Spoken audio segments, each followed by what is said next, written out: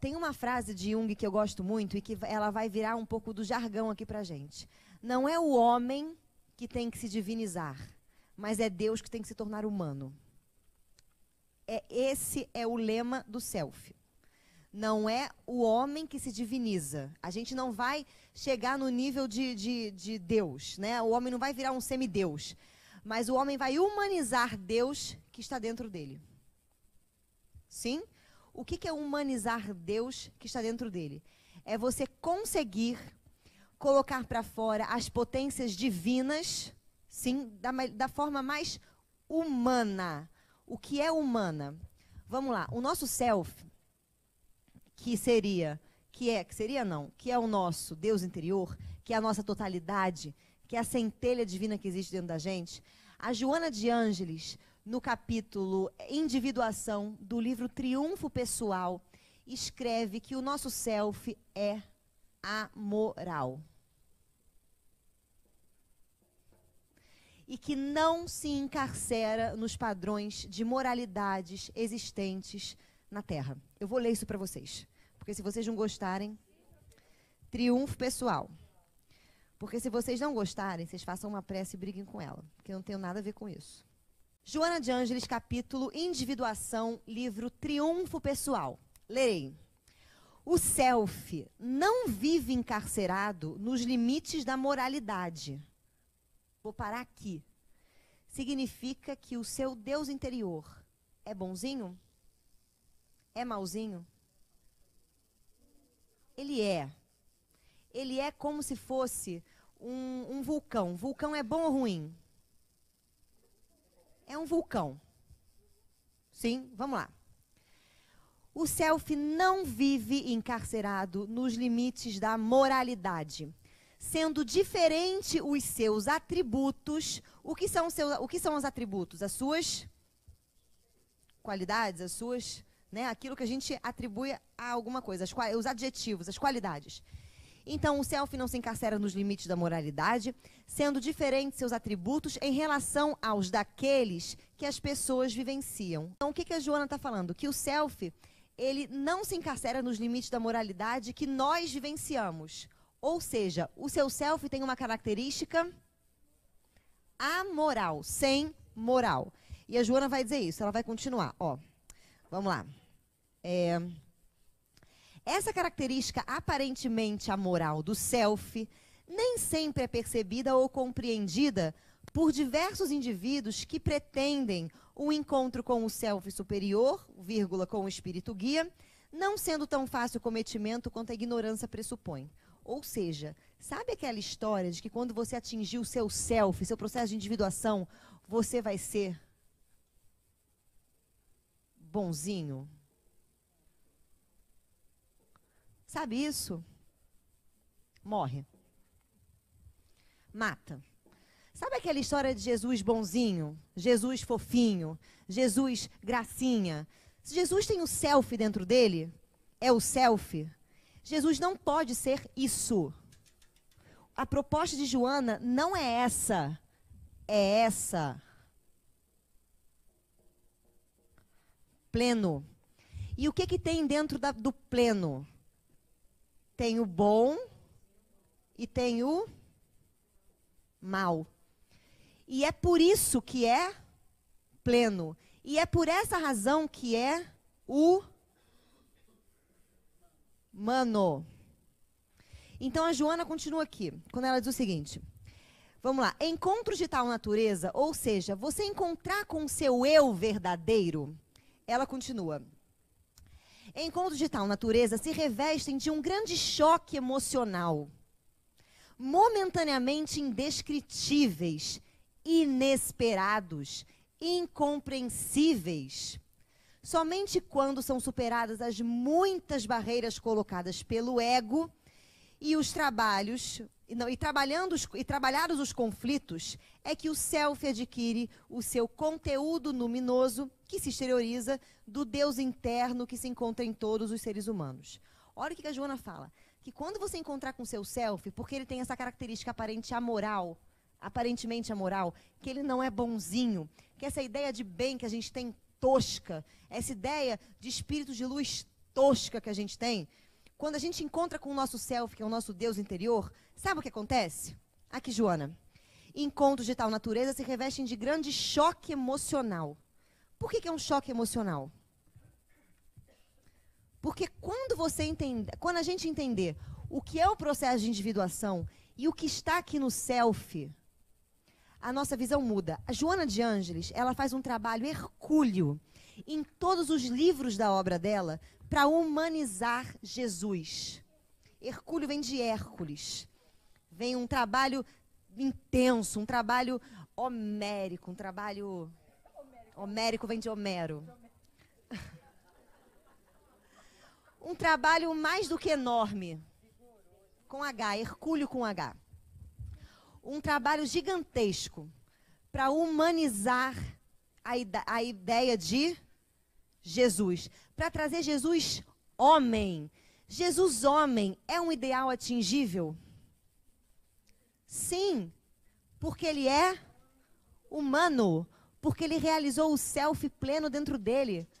Agora, esse Jesus bonzinho que a gente vê, a ideia desse self bonzinho, ela é realizada? Não, porque se você quiser só o bonzinho, você tem que acabar com a sua face. Joana diz que as pessoas querem ser santas antes de serem humanas. E isso as torna hipócritas. E elas são tomadas de uma inflação psíquica. O que é uma inflação psíquica? Existem dois tipos. O primeiro tipo de inflação psíquica é quando a pessoa começa a descobrir o autoconhecimento, começa a descobrir religião, começa a descobrir sei lá o que faz bem para ela, e ela é tomada de um otimismo, ela é tomada de um entusiasmo, e ela se coloca na posição de salvar e ajudar o próximo. Porque o que é bom para mim, eu tenho que entubar no outro. E essas pessoas estão com o ego inflado. Essas pessoas, elas se colocam na posição de salvar o outro. E elas acham que elas estão fazendo bem, o que é mais surreal ainda. Essas pessoas são tomadas de um complexo de inferioridade. Elas precisam encher a boca para falar de quão bom e caridosas elas são. Ou elas precisam encher a boca, em verdade, para falar de quão maravilhoso e libertador é aquilo que elas conhecem e que elas estão passando para o outro. Como ela é boa. Olha que louco. E a outra parte da inflação psíquica acontece exatamente o oposto. A pessoa começa a se ver, a descobrir tanta coisa ruim que tem dentro dela, que ela julga como ruim, que ela não dá conta. Ela é tomada de uma depressão profunda, que em verdade escamoteia uma atitude de prepotência aguda, pois a pessoa, apesar de ver tudo aquilo, no fundo, ela não acha que ela é nada daquilo, então ela se recusa a ser. E esta pessoa é tomada de um complexo de inferioridade. Ela vai confundir humildade com negação dos seus valores. Ela vai confundir humildade com achar que ela é pobrinha, achar que ela eu sou desapegada da matéria, então não me cuido, venho para cá parecendo um leão, né, um dragão da esquina, né? Ela acha que não ter dinheiro, que ser desprovida da matéria, é ela não gostar de dinheiro. Ela acha, por exemplo, que o fato dela vir fazer o trabalho no bem, eu não sou caridosa. Ela tem uma ideia tão louca acerca dela, ela se sente quase que objeto dessas forças que olham para ela e falam assim, querida, você é um lixo. A pessoa é tomada de uma inflação psíquica, porque nenhuma você tem a prepotência de salvar a outra. E na outra, você tem a prepotência de achar que tudo aquilo de ruim que você descobriu de você, em verdade, tecnicamente, você não é, e precisa de uma certa compensaçãozinha para você provar. Essas pessoas se afastam do autoconhecimento. E essas já estão afastadas há muito tempo. Tenso, né? Por isso que Joana diz que o encontro com o self não é um encontro assim. Achei meu Deus interior, estou sentindo uma paz. Não. O encontro com o self é chocante. O encontro com o self, ele promove ele é um terremoto que acontece em você. Ele é um tremor de terra. Ele é é como se tudo aquilo que você pensou a vida inteira desmoronasse. É como se você perdesse. Quando você encontra com o teu self, você não pode mais dizer isso é assim. Porque você encontra com uma multiplicidade, uma gama de possibilidades tão grande, uma multiplicidade dos milhões de versos que Deus cria, das milhões de facetas, você encontra a individualidade do outro e você a respeita, que você não pode, em hipótese nenhuma, afirmar que tal coisa é certa e tal coisa é errada. Você pode perceber que pessoas, às vezes, não têm escolhas para o que elas fazem. Como não tem escolha? Se eu sou um psicótico e eu sou tomado num surto, eu escolho ser tomada por aquele surto? Eu escolhi ser psicótico? Se a psicose está na minha inconsciência, como é que eu escolhi alguma coisa? Eu nem percebi. Eu não estou consciente de mim. Então, às vezes, eu não posso julgar. Falar, matou, mas tinha escolha de não matar. Eu não sei o que toma aquela pessoa ali dentro. E a gente começa a fazer, quando a gente quer encontrar com o nosso self, o maior exercício que tem para a gente fazer é um exercício extremamente doloroso. É o exercício de você matar o seu ego. E como é que você mata o seu ego? Através do não julgar. O que é o não julgar? É você aprender a desconstruir, a filosofar acerca do que é bom e do que é ruim.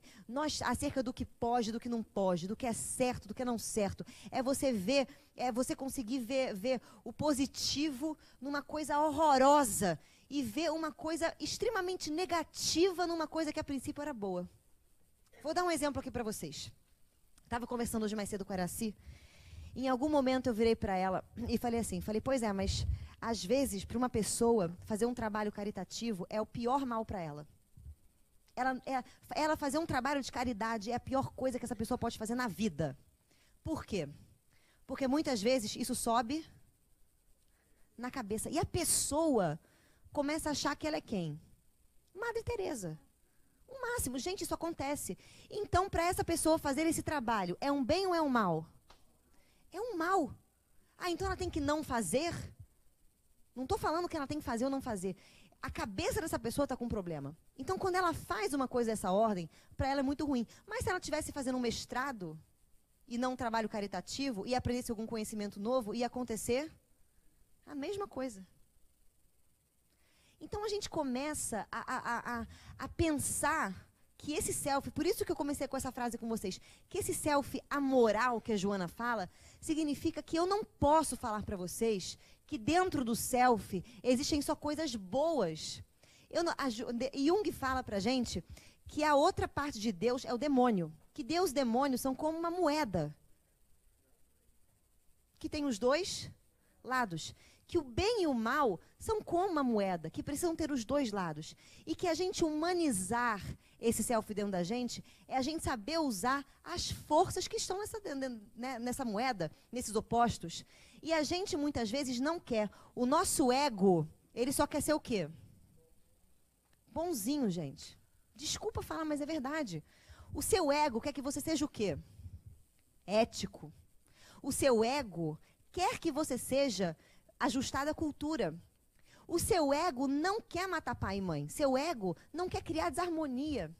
O seu ego, ele não quer chegar para sua mãe, ou chegar para o seu pai, ou chegar para os seus ancestrais, ou chegar para aquele inconsciente familiar do qual a gente nasceu e falar assim, eu não me ajusto a isso, porque eu não concordo. O nosso ego não quer guerra. O nosso ego, teoricamente, a gente acha que o nosso ego quer guerra, mas o nosso ego só quer o quê? Paz, o bom. E aí a gente começa a perceber que esses grandes... Imagina Gandhi, e a Joana vai estar Gandhi no plenitude, quando ela fala assim, Gandhi, em algum momento, teve que tomar esse choque desse self. E que choque que ele toma? Gandhi vivia numa sociedade dominada, na Índia, dominada pela Inglaterra, aonde existiam leis impostas pela Inglaterra. Melhor, não vou nem falar dessa parte, vou falar da outra melhor parte. Gandhi pertencia a uma casta aonde ele não poderia ter ido viajar para fazer o seu curso de Direito. E ele fez o quê? Viajou e fez. Mas você imagina o seu ego, implementar essa luta? Porque, moralmente falando, você ir contra uma casta... Vou dar um outro exemplo aqui. Você ir contra alguma coisa que tem uma força muito forte na sociedade, nós ocidentais, vamos dar um exemplo aqui. Imagina você vivendo em 1700 e sua avó, minha bem, muito virgem, né? Nem existia de bolinha, né? Você vivendo sobre o jugo da igreja. Mas vamos fazer um pensamento aqui. Imagina você assistindo uma missa em latim, sem entender patavinas, sem poder ler o que está na Bíblia. Com um Deus, uma imagem de Deus, onde você teme esse Deus. Uma imagem onde você tem que ser temente a Deus, aonde você tem que ter medo, você tem que ser submisso, aonde você tem que dar talvez o seu dinheiro para uma igreja para poder se livrar de um pecado, aonde você tem que fazer. Só que nessa encarnação você nasceu filósofo. Ah, que chato. Você nasceu Copérnico. E aí você aprende, Copérnico, que a Terra é plana, Copérnico. E que o Sol, ele fica passando assim, ó, em volta da Terra, Copérnico. E Copérnico não se aguenta. Copérnico vai contra a moral, vai contra a ética, vai contra o bom senso, vai contra um decoro, vai contra a cultura. E descobre simplesmente que a Terra é redonda e que o Sol gira em torno da Terra e que a igreja é louca. E detalhe, existe ainda uma passagem na Bíblia que a igreja usava para comprovar a tese dela. Porque se vocês pararem para pensar, se todo mundo sair aqui na rua e olhar, realmente, eles não eram loucos, não. Realmente, qualquer pessoa que tem um pouco de raciocínio vai pensar o quê? Que a Terra é plana e que o Sol...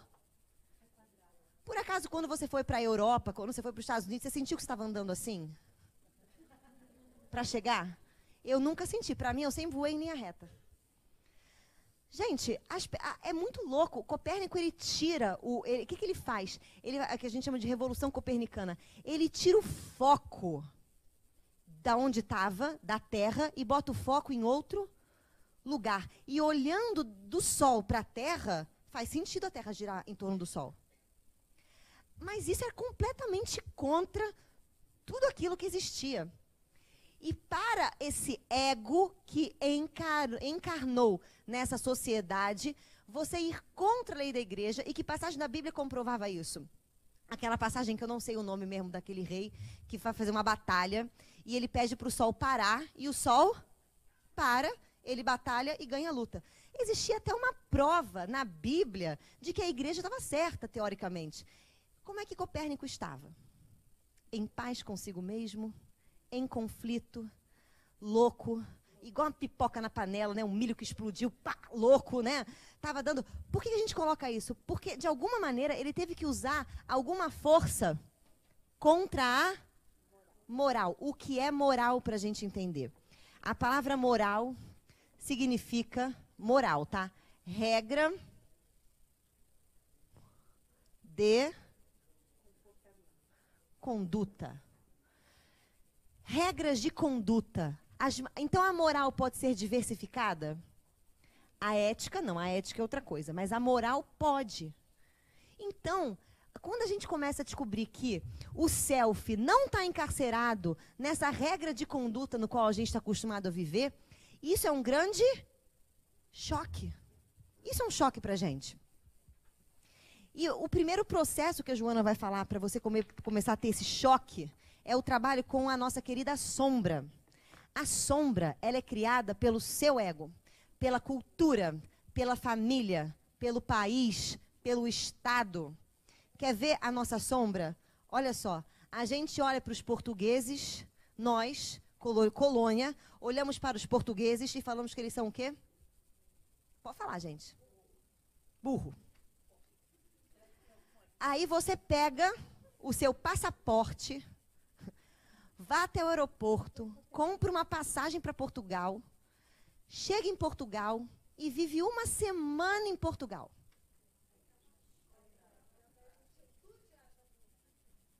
Aí você descobre que, na verdade, quem é o bacalhau? Você. É você. Não é não, Frank? A cara da Camila, concordo. Exatamente, isso é bom, gente. Por que a gente está falando isso? Porque essa sombra de, por exemplo, de país colonizado, está dentro da gente. Está dentro da gente. A gente que é meio idiota. Quando a gente começa a pensar. Quer ver um outro exemplo aqui pra gente de sombra acontecendo? O inconsciente, sim, nós fazemos isso. Você quer ver outro exemplo que a gente pode colocar aqui da sombra? Nós, vamos colocar aqui assim, vou dar um exemplo. Quem aqui tem parente ou familiar que não é espírita? Ótimo. Quem aqui, então, tem parente familiar que não é espírita, mas tem uma consciência que você fala assim, gente, da onde veio? O número diminui. Mas para essas pessoas compreendem, então, que o fato de eu ter uma religião não faz com que eu tenha consciência. Não mesmo. Não é você estudar o espiritismo que vai fazer você ter consciência. É você entender o espiritismo dentro de você. É outra coisa. É outra coisa. E é uma coisa bem mais complicada.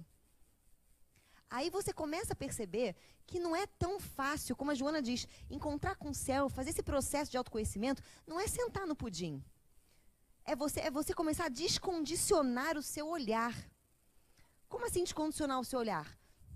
Vou dar um exemplo aqui para vocês, que é um exemplo que foi uma das minhas primeiras questões, assim. Uma vez, isso foi há anos atrás, assim, acho que foi o meu primeiro paciente na vida, né? Ela sentou na cadeira, né, era uma mulher, começou a me contar muitas coisas, virou para mim e falou assim, no meio do negócio, não, porque eu tenho um relacionamento de 10 anos, patatá, patatá, patatá, patatá. Então, mas a mulher dele, aí eu, como senhora? Não, a mulher dele. Aí eu falei, a mulher dele não é você? Ela, não, eu sou amante. Aí, você espírita, moral, fala o quê?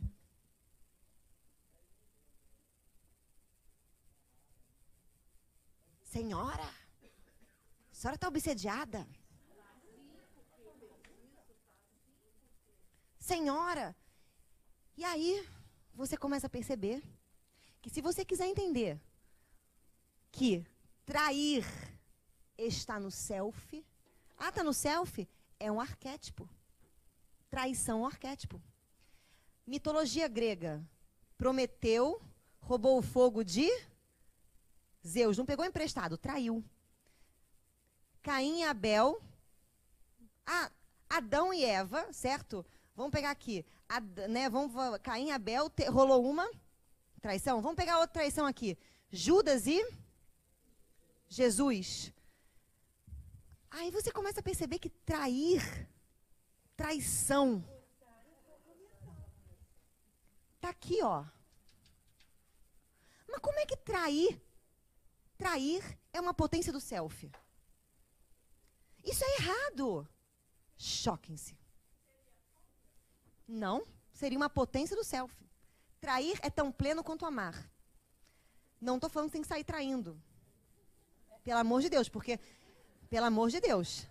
Porque eu estou falando para vocês. Aqui, ó, já vou falar que eu não estou dizendo o ser das trevas. Que você tem que sair traindo. Eu não estou dizendo, porque vai ter uma pessoa perturbada que vai bater lá na Iraci e falar assim, Iraci, a Cristiane falou que na verdade tem que trair é bom. A Iraci vai ficar louca, vai brotar aqui, vai matar eu e Jane. Eu porque falei, a Jane porque não interviu. Então, não estou falando isso, mas eu estou dizendo que o ato de traição acontece nos animais. Como assim nos animais? Você vê lá, você tem um cachorro que está no cio, leva o teu cachorro para ficar com fulaninho, fica com fulaninho, fica com ciclaninho, fica com o negócio da rua. O que eu estou querendo dizer com isso, gente, tá? Que quando eu falo para vocês que o self é amoral, tá? Eu estou dizendo que trair é uma potência que está aqui dentro. Se você diz que trair é uma coisa ruim, você nunca vai se tornar uma pessoa plena, porque você tem que ter o bem e o mal. Agora, existem várias formas e várias situações onde você pode usar a potência da traição, não num relacionamento conjugal. Mas você pode trair pai e mãe. Como é que eu traio pai e mãe? Simples, ó. Eu sou uma criança linda, obediente, maravilhosa. Meu pai vira para mim e fala assim, filho, eu quero que você seja médico, advogado, e a criança fica entubando aquele troço. Quando chega na adolescência, ela se rebela, né? Bota um piercing, né? Faz umas tatuagens e vai fazer teatro. Mas sabe por quê? Porque a profissão do teatro é vista como o quê? Marginal. É marginal, gente. Seu filho chega pra você e fala assim, mãe, quero ser ator. Você chora. Gente, o que eu tô querendo dizer pra vocês? Percebem como a gente tende a pegar uma coisa, a jogar essa coisa dentro de uma moral louca que a gente tem, e essa moral louca abafa o selfie? Eu acabei de fazer uma experiência aqui com vocês. Vocês querem ver uma outra coisa? Muitas das vezes, vou falar aqui de relacionamento. Muitas das vezes, as pessoas em algum relacionamento vão trair, sabe pra quê? Para se punir. Para se punir, porque precisa, de alguma maneira, existe uma culpa dentro dessa pessoa, uma necessidade dela de perder as coisas que ela vai fazer. É igual quem tem complexo de abandono. A pessoa que se sente abandonada, que teve uma experiência de abandono na vida, ou por mãe, ou por pai, ou porque é filho adotivo, você pode ter 100% de certeza que essa pessoa, se ela conhecer você, ela vai fazer de tudo para você abandonar ela. Inconscientemente, se ela não for bem resolvida. E vai dizer que foi você que abandonou. As pessoas fazem isso. Quando eu tenho uma culpa... Você quer ver uma outra coisa que a gente tem? Quando a gente tem essa questão do bem e do mal, eu vou pegar o espírita aqui agora se lascando aqui, ó, que é a gente. Né? Porque falar dos outros é fácil. Né? Pimenta nos olhos dos outros é refresco. Vamos falar da gente. Tem uma questão aqui que é a questão da obsessão. Na obsessão, quem que obsedia você? O bem ou o mal?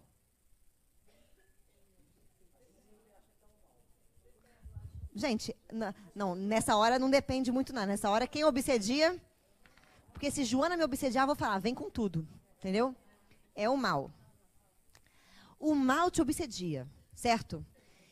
E aí, a pessoa que é espírita, por exemplo, que faz tudo aquilo certinho, que vem, que faz não sei o quê, muitas vezes ela vive lá fora morrendo de medo da obsessão. E o que acontece com ela? É obsediada. O que eu estou querendo colocar aqui para vocês é, quando a gente faz essa dicotomia maldita de bem e do mal, a gente perde a essência bela do self. E aí, por isso que ele parece amoral pra gente. Porque a gente só quer o lado bom. Aí, quando a gente descobre que dentro de Deus tem a traição, a gente fala, epa, que Deus é esse? Amigo? Amigo, que Deus é esse que te trai? Quer ver Deus te traindo? Você vira para Deus e fala assim, Deus, por favor, protege o meu filho. No dia seguinte, seu filho desencarna. Aí você fala, como assim?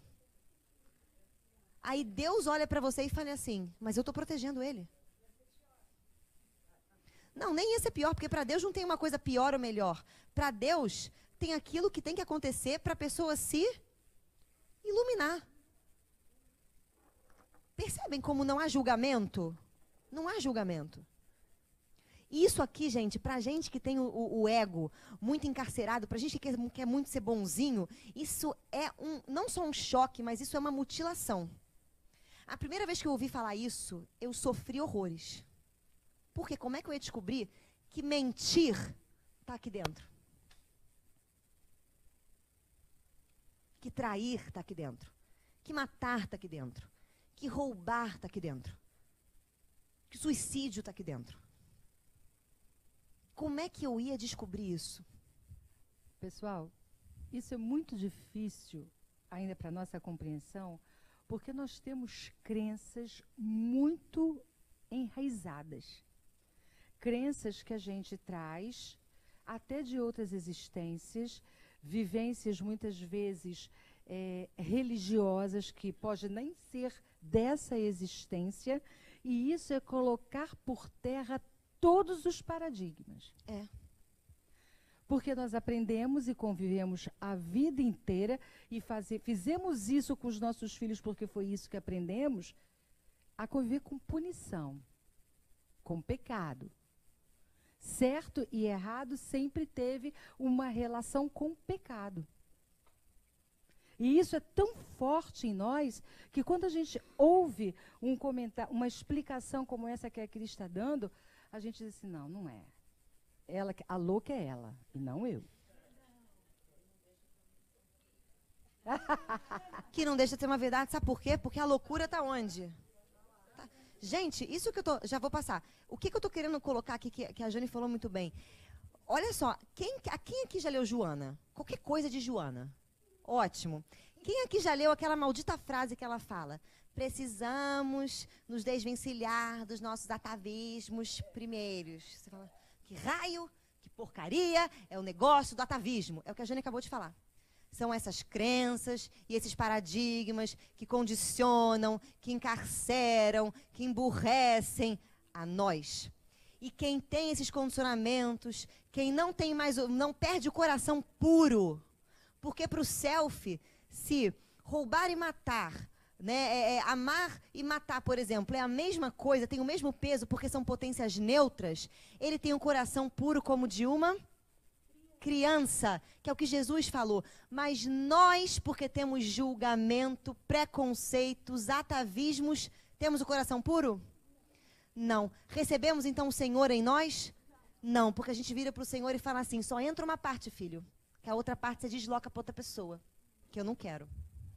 Gente, se você pegar o livro Conflitos Existenciais, você não vai achar Joana dizendo que a raiva é mal, a culpa é horrível, o medo é danoso. Você só ouve ela dizer isso quando ela diz que quando o medo consome o indivíduo, quando a culpa toma conta do indivíduo, quando a raiva soma de maneira que o indivíduo é controlado por ela, aí se torna um mal. Vejam que até quando a gente olha as classificações dos espíritos que Kardec deu, e a gente pensa num espírito puro, a gente pensa num espírito bonzinho. Com anjo, né, com asas, e ele é alado. Então, assim, é uma ideia de perfeição ligada ao certo e errado, ao bom e o mal. Isso é atávico. Quer ver uma outra coisa que a gente faz? Adorei isso que ela falou. A gente imagina um espírito puro naquelas escalas de Kardec, aqueles espíritos bonzinhos, certo? Pega a Joana. Eu vou ler a frase que eu acabei de ler para vocês. Vamos supor que você está no Seja, você acabou de chegar, acabou de chegar não, é seu primeiro mês aqui no Seja. Tem alguém que é o primeiro mês aqui no Seja? Ah lá, que legal. Primeiro mês no Seja, você está feliz da vida. Quê? Pode, a gente vai deixar fazer o ouvinte. Vamos lá. Então, olha só. Vamos libertar. Vamos lá. Na verdade, essa aula, gente, não era nem para ter pré-requisito, tá? Porque eu estou falando para vocês de conceitos que a gente já falou, mas os temas daqui, enfim. Vamos lá. Aí você está lendo isso aqui. Você chegou no Seja, foi no atendimento fraterno, Iraci virou para você e falou assim, querida, ou querido, lê um livro chamado assim, Vida, Desafio e Soluções, da Joana. Vai te ajudar muito. Aí você compra o livro. Você compra o livro e a Joana vem dizendo assim, o indivíduo que pensa que a vida não terá desafios sempre é o indivíduo que pretende fugir das próprias responsabilidades. Aí você lembra que você foi no centro porque você queria que uma situação ruim da sua vida desaparecesse. E aí você faz uma ligação que Joana está te dando um afaguinho da fortuna ou está te dando um murro no estômago? Quando, a primeira vez que eu vim falar com o Divaldo, assim, a primeira vez, né? A primeira vez que ele esteve aqui na casa, que eu fui conversar com ele, eu cheguei para ele e falei assim, Divaldo, eu estava conversando com ele, ele falou assim, eu falei, Divaldo, a Joana, ela é do mal. Ele, eu sei. Aí eu falei, me tirou de comunicação e me colocou em psicologia. Ele olhou e falou assim, quem mandou você escolher uma mentora, monja e austera? Ah, querido, o que é austero? Pega o Aurélio. Pega o Aurélio. Estuda português, amor. Pega o Aurélio. Grosseiro. Significa que a Joana é tiro, pancada e bomba. É isso que é Joana. E por que eu coloco essas questões para vocês? Porque isso é um espírito puro. Um espírito de luz. um espírito iluminado. Aí você fala, caramba, Joana, então, ela sabe usar o mal? Aliás, tem uma frase dela que eu gosto muito no livro Ser Consciente, que ela diz assim, quando ela fala, o nome do capítulo é O Bem e o Mal. E ela vai dizer que o bem é tudo aquilo que leva o indivíduo ao progresso. E o mal é tudo aquilo que afasta ele do progresso. Que afasta ele do progresso. Aí ela vira, porém, vírgula, se o mal for utilizado para educação, ele se torna um bem. Olha que legal. Aí você fala, Joana... Isso é tudo que a gente fala em espiritismo, a gente precisa fazer essa ligação. É tudo que a gente fala. A gente fala o quê? A dor não é uma bênção? A dor não é o caminho do aprendizado? Não é diferente do que Joana fala. Só que Joana está colocando em termos, em metodologias psicológicas. Quer ver uma outra coisa que a gente tem que ver? Eu já contei isso aqui para vocês, está no livro Missionários da Luz. Quando um dos médiums que deveria estar no seu sono, né, quando ele estava dormindo, num cursinho lá no nosso lar, ele estava fazendo o quê? Ele estava fazendo uma orgia no quarto dele. Estava com 3 entidades ligadas ao sexo e ele fazendo o quê? Ritmo de festa. E aí o mentor vira para o mentor vira para, qual é o nome dele, se eu não me engano? Setembrino, alguma coisa assim. E fala, Setembrino, cadê fulano? Aí Setembrino procura no auditório e fala assim, não sei. Aí o mentor fala assim, acha esse demônio. Não fala, esse aqui, gente, é parte minha, tá? Acha esse demônio, grifo nosso. Aí Setembrino fala, tá bom. Aí o mentor vira para André Luiz e fala assim, vai junto. Vou traduzir para ver se tu aprende alguma coisa. Aí André Luiz foi, chegou lá na casa, o espírito estava em ritmo de festa. Era tão pavorosa a situação que André Luiz não narra. Ele diz assim, era uma situação constrangedora. Entenda o que você quiser, na sua mente poluída. E aí estava uma situação constrangedora. Aí o mentor, e ele já tinha ido atrás de um outro cara que também não estava junto na aula, só que esse cara tinha falado mal do amigo que morreu. O amigo que morreu fez o quê? Apareceu e falou assim, tu falou mal de mim? É isso mesmo? Sinta minha fúria. Tá. E aí o cara dormiu, começou a ter um pesadelo, começou a ter um troço, aí o mentor acordou ele para ele não ter um troço, né? Mas depois foi embora e largou o espírito lá. Aí André Luiz já não entendeu muito bem aquilo. Aí nesse ritmo de festa, ele estava em ritmo de festa, o mentor virou e falou assim, vou tomar uma providência, vou aparecer para ele. Apareceu, imagina só você fazendo isso e aparece Joana no seu quarto. Que acaba a graça, né? Aí o espírito ficou sem graça. Falou, assim mesmo. Ele, não sei o que está acontecendo. Quem são essas pessoas? É assim mesmo, gente. O que é isso? Né? Não entendendo mais nada. Aí, o que aconteceu? O mentor só olha e fala assim, você deveria estar no curso e está aqui. O que é que eu vou dizer para o mentor, e fala o nome do mentor, para o ciclano, quando eu voltar, que eu vim te pegar e você estava fazendo isso? Aí, o que dá na cabeça do espírito, né, da cabeça do indivíduo perturbado? Uma culpa do tamanho do planeta. É a mesma coisa que Joana chegar para você foi fazer um passeio no umbral, ela aparece para você e fala assim, você deveria estar na equipe de resgate dessa noite. Aí você fala, você demitido do seja. Primeira coisa que você pensa, né? Joana não me ama mais. É isso que o espírito pensou. Aí o espírito vira e fala assim, eu vou narrar ao mentor, né, ao nosso chefe, o que está acontecendo aqui. E vai embora.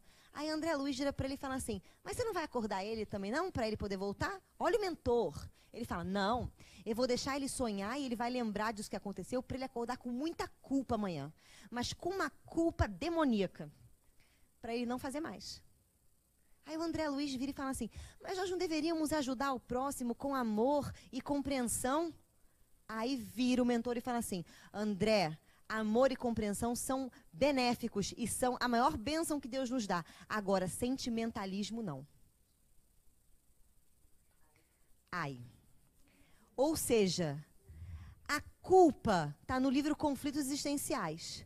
Joana diz que a culpa, quando assola o indivíduo, é do mal. O que esse mentor fez?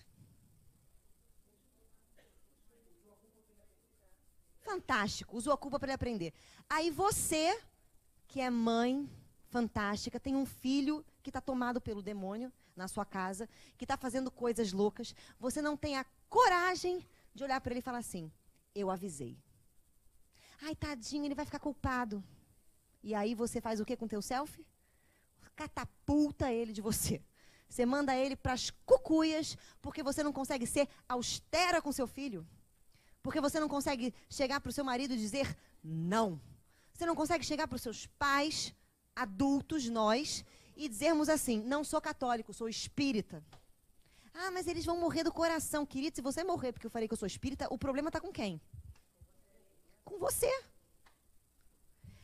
Quando a gente começa a perceber que esse self tem essas características que estão, teoricamente, nesse lado daqui, a gente começa a se chocar. E a gente começa a ter que mudar os nossos pensamentos. O nome disso para Joana é a transformação do superego, ou transformação para as mulheres, do ânimos, da maneira pela qual a gente se relaciona, a gente lida. Para o homem é a transformação do seu, né, da sua cabeça, né, dos conceitos e crenças e valores que regem ele.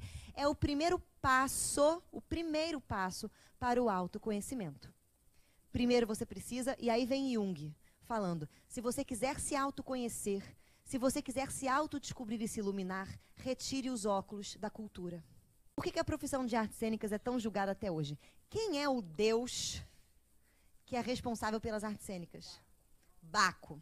Baco vem de bacanal. Sexo é um tabu. Logo, todo ator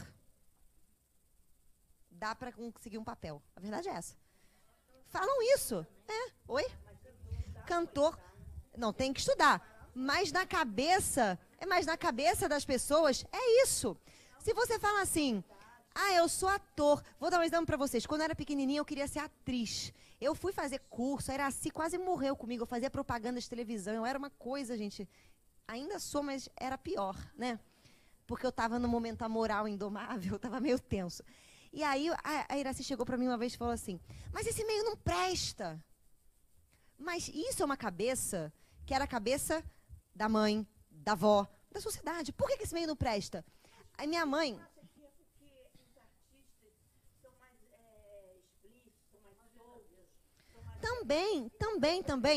Também, mas o que acontece?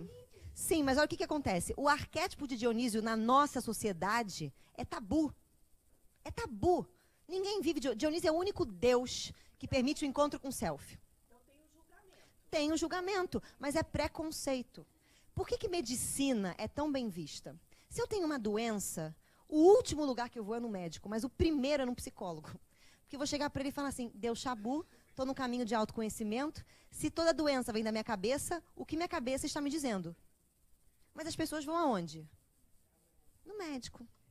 E se a gente diz, você precisa fazer terapia, assim, você não está entendendo qual é o meu problema. Eu não preciso de ajuda. Eu não preciso disso. Não sou maluco, a primeira coisa não sou maluco. Mas hoje continua um pouco. As pessoas têm resistência. Mas as pessoas resistem muito bem. Resistem. Você quer ver outra? Isso é preconceito, isso é ignorância. Tem, gente. Você quer ver uma coisa? Existe uma técnica na artes cênicas que é o psicodrama de Moreno. A psicodrama de Moreno faz com que você tome contato com os teus complexos. Tem até psicologia. Como é que você não trabalha isso? É profundo. Uma vez a gente foi fazer um encontro de carnaval. O que eu inventei no encontro de carnaval? Um teatro itinerante. A gente lá embaixo montou 4 salas de umbral. Tinha umbral do sexólatra, tinha umbral dos dependentes químicos, tinha umbral do materialista e tinha um outro umbral que eu não sabia o que era. E o pessoal que estava ali, era o grupo jovem, que estava fazendo a peça, o que eu tive que fazer com eles? Eles tinham medo de se entregar. Eles eram obsessor. Eles tinham medo de se entregar nessa coisa sabe? E aí, personificar. Aí veio o irmão Luiz, no último dia do ensaio, deu uma comunicação falando assim, tudo aquilo que vocês incorporarem é a sombra de vocês, porque todo mundo veio por essa via parar no espiritismo. Cara, eles quase morreram. Teve uma criatura que não sabe que é materialista, mas acha que é materialista, que não sabe, né? Que teve um troço, ele começou a ter um... E a Iraci teve que, dar uma segurada nele. Porque ele entrou em contato com uma coisa muito ruim. Quem é ator, escolhe com que você vai. Você só vai fazer filme de mocinho. Sabe aquela atriz, Adriana Esteves? Quando ela fez a Carminha? Nossa, gente, que espetáculo aquele personagem. Agora, pergunta a ela o que foi fazer a Carminha. Ela falou, eu já aviso ao meu marido e meus filhos que eu vou viver Carminha. E você tem que tomar contato com isso, para sair com verdade. E que verdade é essa? Quando eu vivo a Carminha que existe em mim, eu passo a fazer um autoconhecimento. Eu tenho que aprender a domar ela, mas a deixar ela sair. Mostrar. É igual a nossa raiva. A gente tem que mostrar a nossa raiva. A gente tem que sentir a nossa raiva. Nós temos que viver a nossa raiva. Mas nós não podemos deixar com que ela tome conta da gente, a gente mate uma pessoa. Mas eu tenho que sentir. Mas nós que queremos ser bonzinhos, nós temos o que da raiva, gente? Pode falar. Medo. Nós temos medo de sentir raiva. Porque se eu sentir raiva, eu vou ser obsediado. Porque se eu sentir raiva, eu não vou pro reino dos céus. Se eu sentir raiva, a Joana vai mandar a Iraci me chamar no atendimento fraterno. E aí começa. E porque raiva é muito feio ter raiva. É feio. Alguém perguntou quem era o psicodrama de Moreno. Moreno foi quem criou esse psicodrama. Isso, psicodrama. É uma das técnicas que a gente usa. Né? E é uma técnica fantástica. Vou dar um exemplo para vocês.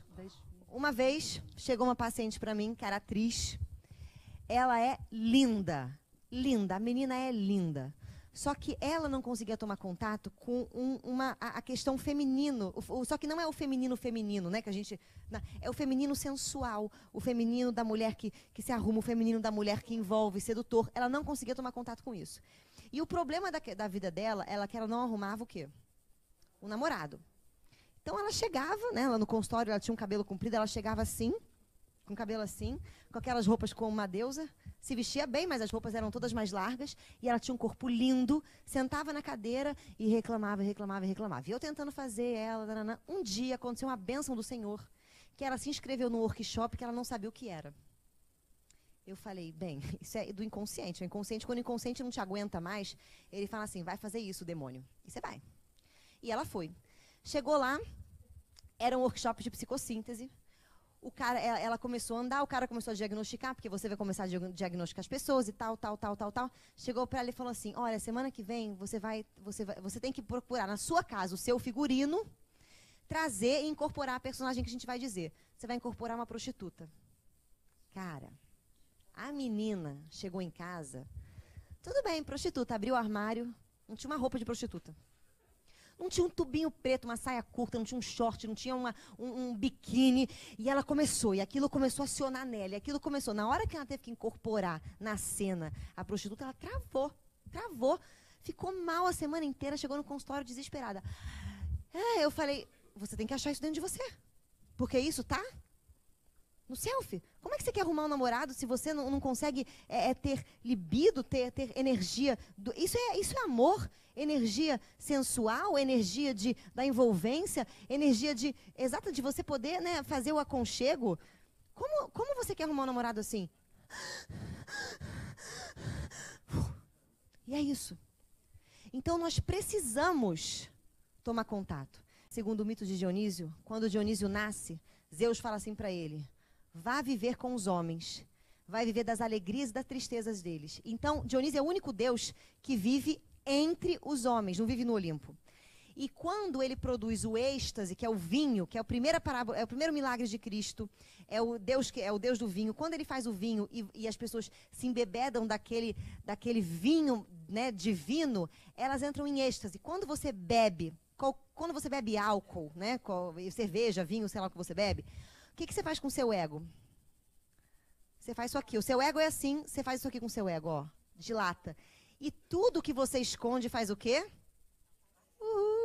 Vem à tona. Ou seja, esse êxtase que o Dionísio ele supõe, ele faz você entrar em contato com quem? Com você mesmo. Só que as pessoas não entendem. Então elas bebem, ficam doidas, vivem aquela loucura, no dia seguinte acordam e não entenderam nada. Elas não usam para o autoconhecimento, mas de fato você entra em contato com o teu self. Por isso que ele é o Deus do entusiasmo. As pessoas bebiam, ficavam no entusiasmo louco, né, por conta do vinho, faziam os bacanais, que era troca, era comunhão, que é a comunhão com todos, e depois tinha lá o resto dos seus rituais. O que acontece? Ele era o Deus do entusiasmo. A palavra entusiasmo vem de entheos, Deus dentro. Sim? É por isso. E é porque nós morremos de medo desse selfie, que aparentemente é amoral e que vai destruir a nossa noçãozinha pequena de eu e de bom, que nós não fazemos nosso processo de autorrealização. Foi, gente. Eu vou fazer a prece. Vamos lá.